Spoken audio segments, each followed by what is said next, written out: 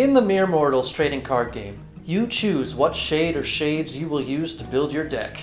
As of the making of this video, while the game is still in development, there are 5 shades to choose from. There are also general or unshaded cards. These might be called colorless in other games. Each shade plays differently, with its own strengths and weaknesses. Decks can either devote themselves entirely to one shade, what's known as a pure deck, or they can be mixed and matched in a freestyle deck. The choice is up to the player. There are benefits to both. With a freestyle deck, players will have access to any card powers they wish, provided they can get a character onto the field that matches that shade. But a pure deck has the benefit of being able to use a shade card. These cards are permanent and cannot be removed or shut off.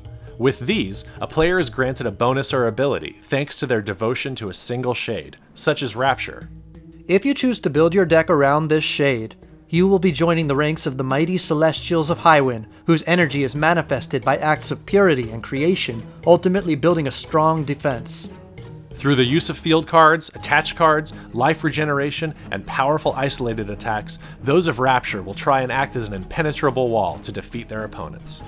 However, if the player chooses a path of destruction and hate, they may build a deck around Wrath. This shade lets players unleash their inner rage, attacking for all it's worth, trying to cause as much damage as possible with little to no regard for their own safety. But there are other shades to choose from. If a player would rather outspeed their opponent, dodging as many attacks as possible with strong allies and status cards, Fervor would be the way to go.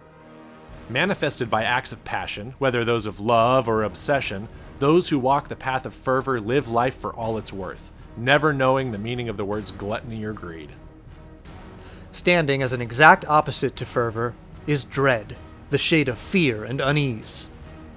Utilizing their own terror as well as their opponents, players will strike as many times as possible, sacrificing their allies for bonuses along the way.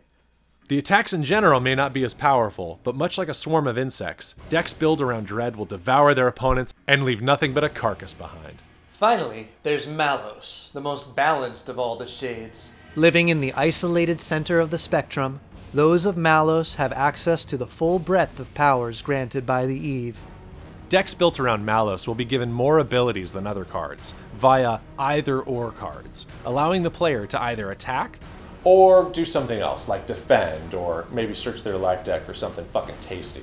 Although Malos personalities are the most powerful in the game, they're also the most rare. These are the shades. Choose yours.